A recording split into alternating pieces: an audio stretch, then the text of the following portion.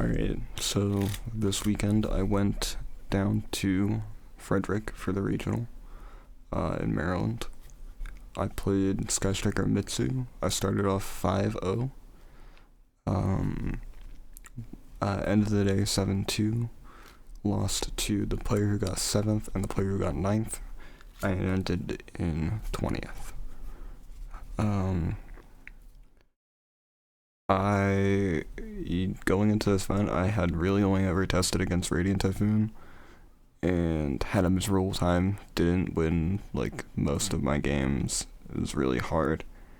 But going into the day, I kind of just mental reset and I really locked in for the first 5 rounds, and then wheels kind of fell off a little bit before I recovered. My 9th was like a no-show. Technically, my round 9 was a player who had gotten sick. He asked if I had my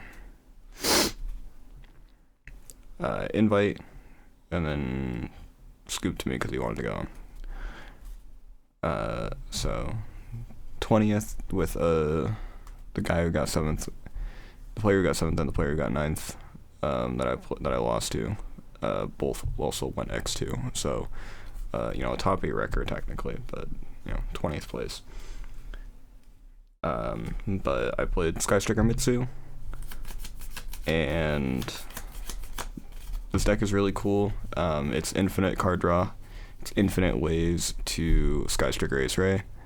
And I played a really funny card that I did get to use once, and I will bring that up when I show it in the extra deck. But the whole deck basically works on the fact that Habakiri, Prayers, and Pre-Prep guard, assuming you don't draw Mirror. These are 7 more copies of Sky Striker Ace Ray. These are 7 more copies of Engage. These are 7 more copies of any way to 0 to get an Engage withdraws. These cards are awesome. Genuinely, some of the most broken shit of all fucking time are these cards. 1 Haba, 3 Prayers, 3 Pre-Prep, and then the Mirror. Drew this once or twice today, or had drawn pre-prep after having already gone through the mirror line without using pre-prep. But this is, 7 more copies of Ray, and then the obvious one of that you play with it, Saji, Ritual, and Murakumo. There are versions of this deck that play more than just these 2 rituals, and play like Futsu and Kusanagi. I think that deck is bad. It's fundamentally worse than seeing either of these. Like, I would rather see Murakumo plus like Mirror, or Habakiri plus Saji, because at the very least it's skipping a step. If I draw Futsu or Kusanagi, nothing's getting skipped. It's just kind of a mess and a nightmare for me. And then 3.5 copies of Ray.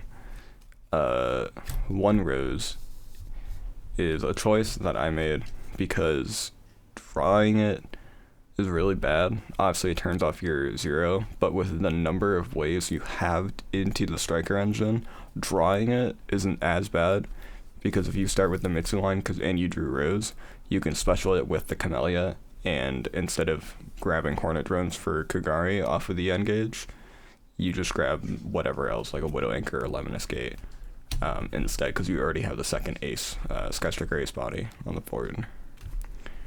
The one of Striker spells that I played were 1 of Luminous Gate, 1 of Drones, 1 of Shark Cannon. This is genuinely one of the best cards in the deck. I'm so happy I added it last minute.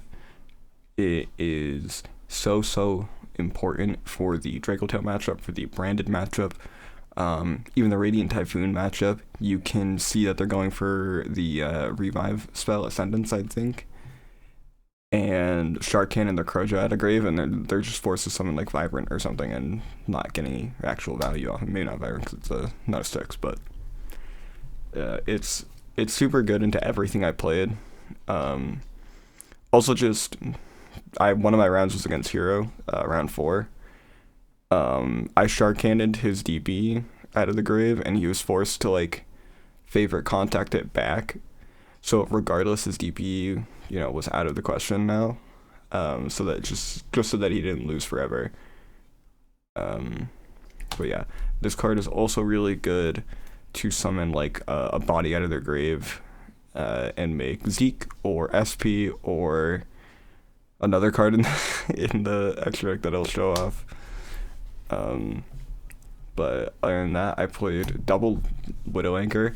Honestly, I never found myself going for the third. If I had to look for the third, and I hadn't already gone through Luminous Gate, I was just going through Luminous Gate and getting better advantage off of it anyways. These aren't as good hard drawn because we play the Mitsu stuff, and it can be really awkward when you've already revived the Murakumo on their turn, and then you draw Widow for a turn, and you have to like remove your Widow. You have to choose to remove the Murakumo again, and risk opening yourself up without that negate. But I found 2 was really good, and solved my issue with having difficult to remove effects going on at once when they have a full hand or cards to pitch. 3 linkage, 3 engage. Nothing to say about this. This is standard in every striker build. You're deep in on the striker stuff in this version because it is the main cards you're playing. The Mitsu stuff is really one time, sometimes post side when you have the Trap Engrave. You can get like a 3rd revive off the Murakumo, and drawing prayers into a board is really nice to help with that, but it's super, the Mitsu stuff is super one note and really just to get you more copies of an engage. And the line you do with the Mitsu stuff all goes to amounting to 3 spells in the grave when you get the engage in grave, and then adding the engage so you get the draw. Triple Vision, no MST. I decided against playing the MST for a couple of reasons, one of which being I didn't want to trigger Mandate on my own things, right? Like, if I can avoid, like, if I have to chain MST to something against Radiant Typhoon, it feels bad when they have the trap up because they can just negate it. They can just negate the MST, they can just negate the card I'm trying to, activate and play through. It's more frustrating. Triple Forbidden Droplet. This is a mainstay in, every deck in this format. This card is so important. I only sided out 1 copy the entire day, and it was into Vanquish Soul. Just because I had figured they might go into side into Di-Fi, and then a lot of my useful sends in this deck are gone, right? Like, I can't take something they control, like with Widow, and then Droplet send it. I would have to end up linking off. And then Triple Upstart. We're playing 43. This is to help kind of filter out the cards you don't want to draw. To kind of pad your deck count. I was at 46. Playing Fallen the Virtuous, but I took out the Fallen the Virtuous package for Typhon and originally Exton Knight. Exton Knight later got replaced, and you'll see that, in a moment. Talents, called by Rhoda, power spells. I'm not playing a lot of non-engine though, so no cross out. Double Droll, double Ash, and 1 Bell. I landed on this ratio specifically because you're really trading harder for better 1-for-1 interactions by lowering your hand trap count, as well as removing some repeatability with the Mitsu engine instead. But that lowered the brick the number of garnets playing in the deck, which lowered my chances of bricking. I have more hand traps in the side. I have more copies of, Ash and Bell in the side of the third copy and the other 2 copies of Bell.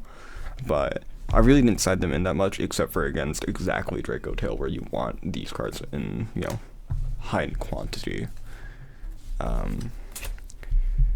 For the extra deck, I'm playing token for Horned Drones, but I'm playing triple Kagari. This was 2 when I was playing the Fall in the Virtuous package.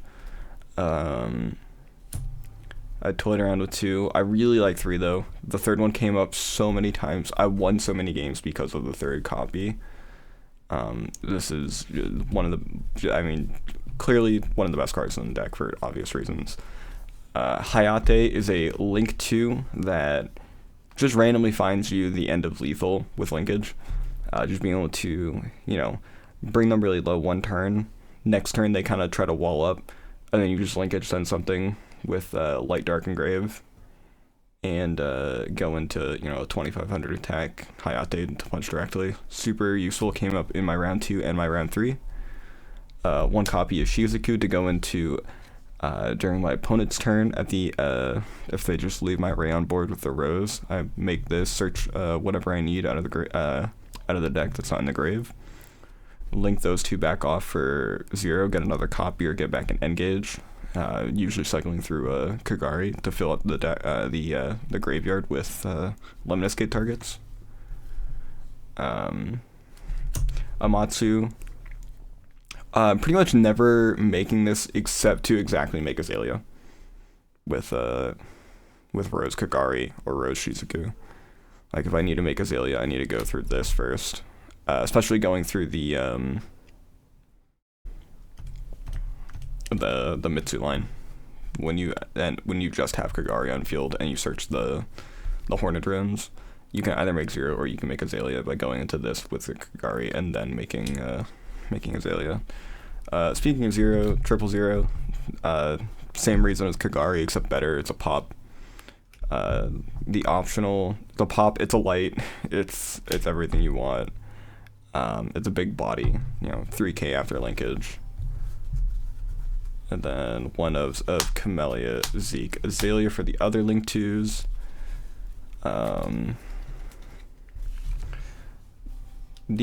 I summoned all 3 of these literally all day. This being 2 effect monsters is great for linking off. This being, semi-generic, has always been the best way to go through back into a Link 1 by removing the body from the field.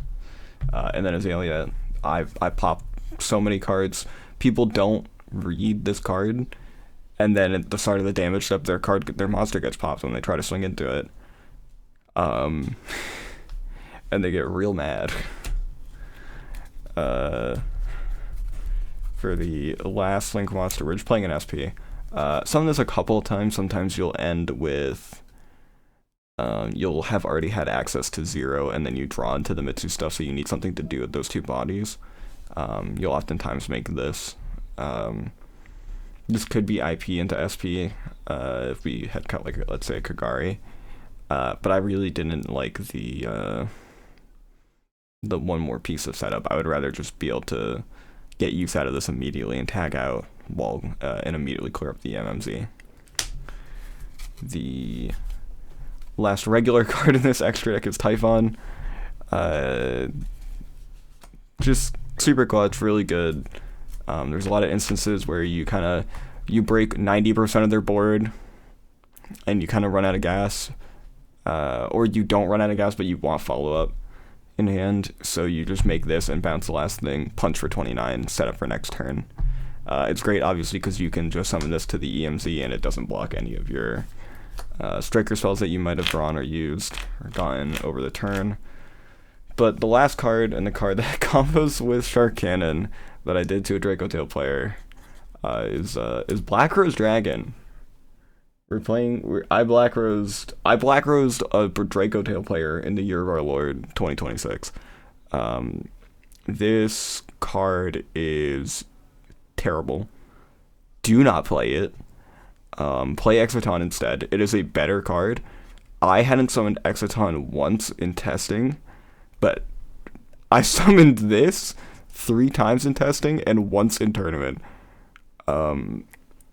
This could be infinite other cards that are significantly better, but nothing is funnier than getting Black Rose in 2026.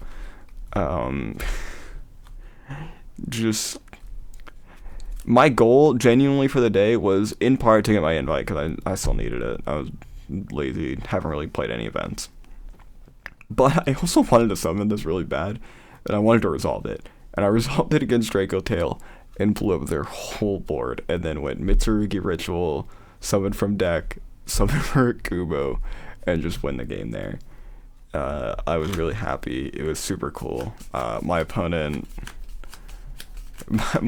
was flabbergasted and a little mad, but it was really funny. But that is why I, grabbed my Akiza token and my, Black Rose sleeves for this event. For the side deck, super simple, triple Retaliating Sea for all your annoying fusion matchups. Didn't run into, I think I drew into this once and I sided it a couple of times. I didn't run into any Dark Magician of Dimension or whatever. Yeah, Dark Magic, whatever the fuck it is. The DMOD guy going into Timaeus or the Azumina stuff. So if I had, obviously the card is really good into those as well, but I sided in against branded Draco Tail and pure Draco Tail. We have the other 2 copies of Bell and the 3rd copy of Ash for our sided hand traps. And then for going first, we have Purification, which I'm always siding in going first. DDG, which I'm siding in matchup specific stuff like branded Draco Tail, Azumina, sided it in against Magnets, Hero, Triple Thrust, to search the DDG or anything else that I might need to search. And for going second, we have Triple Evenly Duster. I wanted some answer to back row. Evenly provided the biggest gap coverage for what I could get. This could have been Crown. This could have been Ruler. This could have been 2 Lightning Storm, Duster, plus some other, Floodgate. But I felt Evenly was the best gap coverage I had, and I really liked the utility of it going second. Can't get flamed. It's kind of really annoying for Radiant Typhoon, because you can send it with Droplet, and then it doesn't matter if they have another thing to chain for MST into Droplet, because it's off the field, it's resolving. It provided all the gap coverage I needed. I didn't Duster anybody. I did DDG a branded player, but that was it.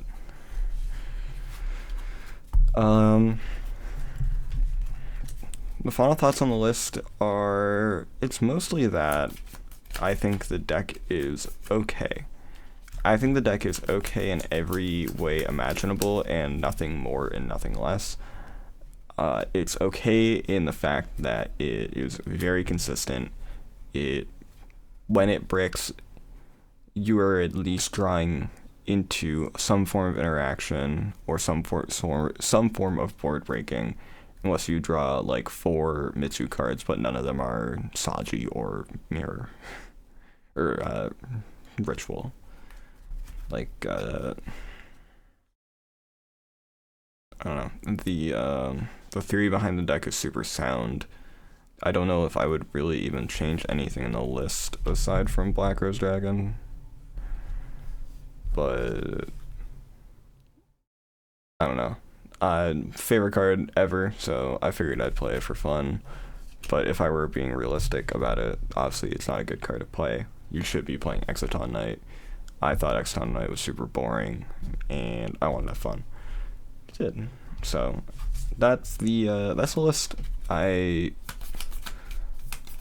definitely ramble a lot. I definitely kind of stumble over my words, but this deck is really cool. If you have any interest in it, you know, get it. It's $30 and 3 commons, pretty much, right? Like, it's I think the only card from outside the set might be Talents, and they have no droplets in that set, so like I think it's literally just the Talents, and I don't even know if Talents isn't in that set. Obviously the side deck, you know, you need to grab some stuff like Red Seas and the Evenlies, but yeah, the deck is $30, man. Just build it. If you have any remote interest in it, just build it. It's so fun.